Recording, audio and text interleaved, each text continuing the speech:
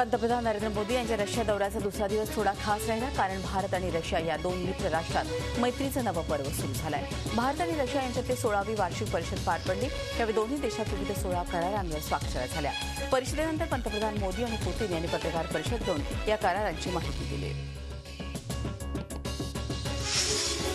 Bharat Russia करारावर स्वाक्षऱ्या झाल्यानंतर पंतप्रधान मोदींनी फ्रेंड्स ऑफ इंडिया या कार्यक्रमाला उपस्थिती लावली. यावेळी रशियन कलाकारांनी नृत्याच्या माध्यमातून भारतीय संस्कृतीचं दर्शन घडवलं. माजी पंतप्रधान भारतरत्न अटल बिहारी वाजपेयी यांच्या कवितेवर आधारित नृत्य या कलाकारांनी सादर केला.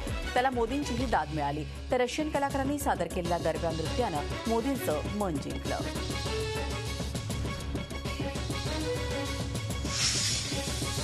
भारताला ताकदवान बनवायचं, ते कुणाची कुरापत काढण्यासाठी नव्हे, तर कुणाची वाकड्या नजरेनं पाहण्याची हिंमत होता कामा नये, यासाठी ताकदवान बनवायचं हे उद्गार आहेत संरक्षण मंत्री मनोहर पर्रिकर यांचे. अखिल भारतीय विद्यार्थी परिषदेच्या महाराष्ट्र शाखेच्या सुवर्ण महोत्सवी अधिवेशनाच्या उद्घाटन प्रसंगी ते बोलत होते. ना खाऊंगा ना खानी दूंगा असं नारा देणारे पंतप्रधान नरेंद्र मोदींच्या राज्यात डीडीसीएच्या घोटाळ्याबद्दल आवाज उठवणारा खासदारच निलंबित झालाय. यावर मोदी गप्प का, असा सवाल काँग्रेसचे उपाध्यक्ष राहुल गांधी यांनी केला आहे. राहुल गांधी सध्या अमेठीच्या दौऱ्यावर आहेत. सध्या अरुण जेटलींवर डीडीसीएच्या घोटाळ्याप्रकरणी भाजपचे खासदार कीर्ती आझाद यांनी आरोप केले आहेत.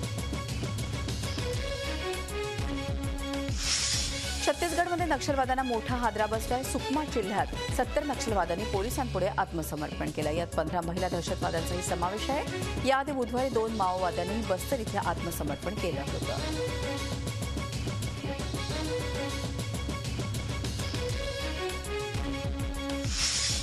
व्हॅटिकन सिटीमध्ये ख्रिसमसचा उत्साहात आणि आनंदात सुरुवात झाली. जगाला शांतता आणि प्रेमाचा संदेश देणाऱ्या प्रभू येशूचा जन्म सोहळा कार्यक्रमानं व्हॅटिकन सिटीमध्ये ख्रिसमस सेलिब्रेशनला खऱ्या अर्थाने सुरुवात झाली. प्रभू येशूच्या जन्मानंतर मिडनाईट मास पार पडला.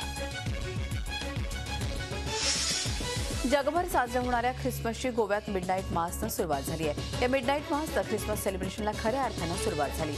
गोव्यातल्या विविध चर्चमध्ये या मिडनाईट मासचं आयोजन करण्यात आलं होतं. Saint Francis Xavier, Basilica of Bom Jesus centre, immaculate, bishop palace, Don Bosco आदी चर्चमध्ये हजारो नागरिकांनी सहभाग नोंदवत प्रभू येशूचं स्मरण केलं. शांतता आणि प्रेमाचा संदेश देणाऱ्या ख्रिसमसचा उत्साह मुंबईतही पाहायला मिळतोय. ख्रिस्ती बांधवांचं मुंबईतील प्रमुख श्रद्धास्थानांपैकी एक असलेल्या माउंट मेरी चर्चमध्ये मिडनाईट मास पार पडला. यावेळी मुंबईसह देशातील विविध भागातल्या ख्रिस्ती बांधवांनी इथे गर्दी केली होती. मासनंतर ख्रिस्ती बांधवांनी कॅन्डल लावत प्रभू येशूंचं स्मरण केलं. विशेषतः माउंट मेरी परिसरातील विविध दुकानांमध्ये खरेदीसाठी नागरिकांनी गर्दी केल्याचं पाहायला मिळालं. मेणबत्त्या, मास्क, सांता कॅप, किचेन आणि विविध गोष्टी खरेदी करण्यासाठी झुंबड उडाली होती. यावेळी नागरिकांनी एकमेकांना ख्रिसमसच्या शुभेच्छाही दिल्या. The Kalina and Vakola youth welfare असोसिएशनच्या वतीनं ख्रिसमस कार्निव्हलचं आयोजन करण्यात आलं होतं. सेंट अँथोनी चर्चपासून सुरू झालेल्या या कार्निव्हलमध्ये लाईव्ह परफॉर्मन्सेस, घोडागाडी आणि बच्चे कंपनीचा लाडका सांता क्लॉज प्रमुख आकर्षण होतं. येशू ख्रिस्ताचा जन्मोत्सव साजरा करण्यासाठी ख्रिस्ती बांधव ठिकठिकाणी असे कार्निव्हल आयोजित करतात.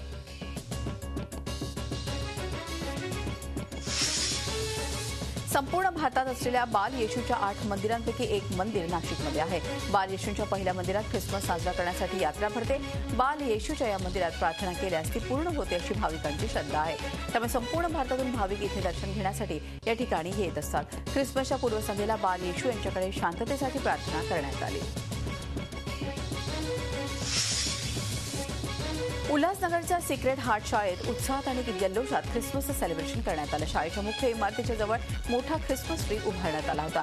शाळेच्या जागेत छोटं तळं बनवून सजावट करण्यात आली होती. अवकाशातून सांता क्लॉज बच्चे कंपनीला भेटण्यासाठी येतो असा देखावा साकारण्यात आला होता. यावेळी चेन्नईतल्या महाप्रलयासाठी 25 लाखांची मदत देण्यात आली. दिवसेंदिवस लोकलमधून प्रवास करताना होणारे अपघात टाळण्यासाठी सांता क्लॉजनं जनजागृती केली. लोकलमधून लटकून प्रवास करू नका असा संदेश सांता क्लॉजनं दिला. ठाण्यातील एलिस्का या सामाजिक संस्थेने यासाठी पुढाकार घेतला. रुपेरी वाळू, निराशार समुद्र आणि फेसाळणाऱ्या लाटा यामुळे रायगडचे समुद्रकिनारे पर्यटकांचे फेवरेट डेस्टिनेशन ठरलंय. बच्चे कंपनीला असलेली नाताळची सुट्टी आणि कार्यालयांनाही सलग सुट्टी आल्यानं मुंबईपासून अगदी हाकेच्या अंतरावर रायगडातील या किनाऱ्यांकडे पर्यटकांची पावलं वळली आहेत. ख्रिसमस आणि न्यू इयर सेलिब्रेशनसाठी लोणावळ्यात येणाऱ्या प्रत्येक व्यक्तीवर पोलिसांची करडी नजर असणार आहे. त्यामुळे तळीरामांनो जरा सावधान.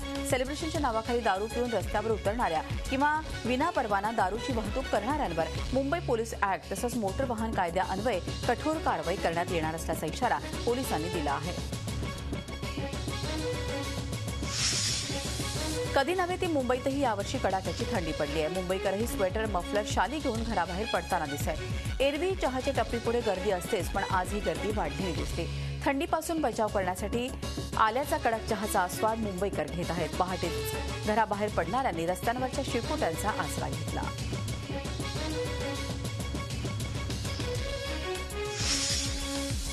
संपूर्ण देशातल्या अश्वप्रेमी ज्याची आतुरतेने वाट पाहतात ती नंदुरबार जिल्ह्यातल्या सारंगखेड्याची श्रीदत्त यात्रा सुरू झाली आहे. राजस्थानमधल्या पुष्करच्या अश्व बाजारानंतर देशात घोडे खरेदी विक्रीसाठी सारंगखेड्याची ही यात्रा जगप्रसिद्ध आहे. 400 वर्षांची परंपरा असलेल्या या घोडे बाजारात दरवर्षी रुबाबदार घोड्यांच्या खरेदी विक्रीसाठी मोठी गर्दी उसळते. अकोल्यात दत्त जयंतीनिमित्त एक अनोखी आणि आगळीवेगळी महापंगत झाली. मात्र ही महापंगत रेग्युलर पंक्तीसारखी नव्हती, तर यामधले पाहुणे होते अकोल्यातील गायी आणि कुत्रे. अकोल्यातील अमृत ग्यारल यांनी गेल्या 10 वर्षांपासून हा उपक्रम सुरू केला आहे. या उपक्रमामध्ये अकोल्यातील तब्बल 50 गायी आणि 100 कुत्री हे जेवण घेतात.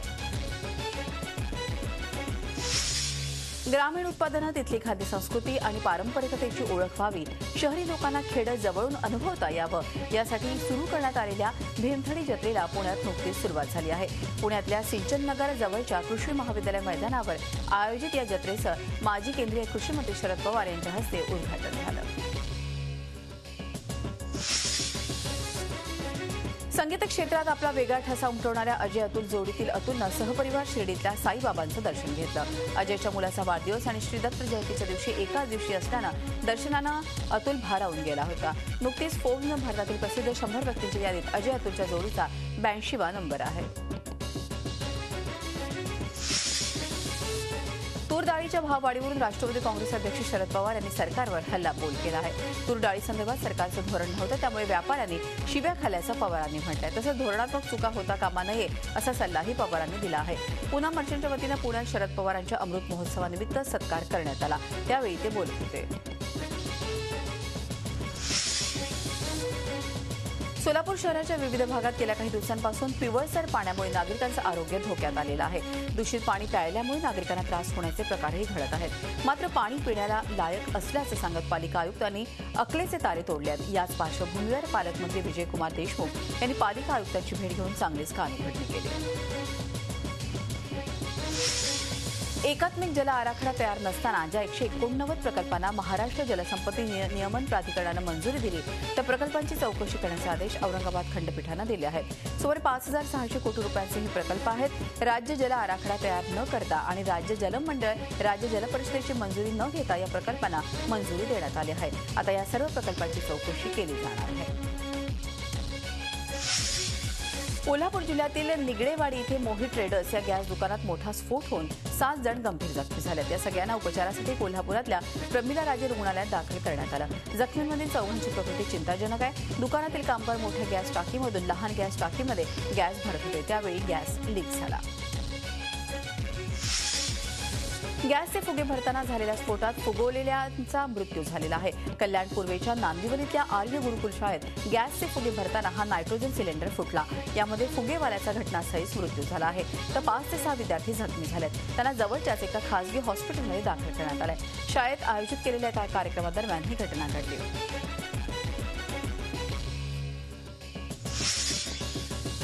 वसईत एटीएमची कॅश लुटल्याप्रकरणी पोलिसांनी 12 तासांच्या आत 5 जणांना बेड्या ठोकल्यात. एटीएमची कॅश भरण्याची जबाबदारी असणाऱ्या मुख्य आरोपी स्वप्नील जोगळेनं 51.5 लाख रुपये लुटले होते. या प्रकरणी त्याला पुण्यातून अटक करण्यात आलेली आहे. या प्रकरणी स्वप्नीलचे साथीदार संदीप नाईक आणि सुशांत आब्रेलनंही अटक करण्यात आली आहे. तर स्वप्नीलची पत्नी आणि भावाला पोलिसांनी रत्नागिरीतून अटक केली आहे.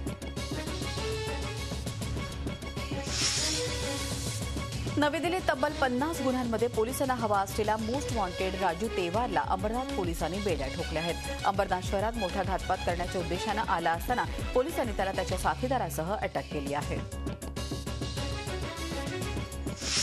सांगली जिल्ह्यातल्या विटा भागात स्कूटी झाडावर आदळून झालेल्या अपघातात 2 मुली जागीच ठार झाल्या तर 1 मुलगी गंभीर जखमी झाली आहे. विटा सांगली रस्त्यावर हा अपघात घडला. जखमी मुलीला उपचारासाठी विटा शासकीय रुग्णालयात दाखल करण्यात आलेलं आहे. साक्षी गिडे आणि हर्षदा शिंदे अशी मृत मुलींची नावं आहेत. प्राजक्ता भोसले असं गंभीर असलेल्या मुलीचं नाव.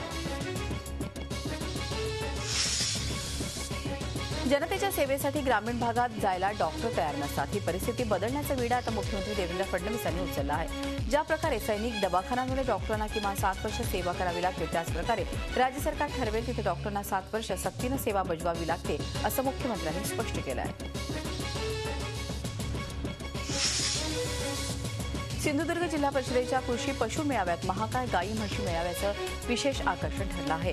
या मेळाव्यातील प्रदर्शनाला जिल्ह्यातील शेतकरी वर्गानं मोठी गर्दी केली आहे. 2 दिवस हे प्रदर्शन चालणार आहे. मेळाव्याचं उद्घाटन माजी मुख्यमंत्री नारायण राणे यांच्या उपस्थितीत उत्साहात पार पडलं.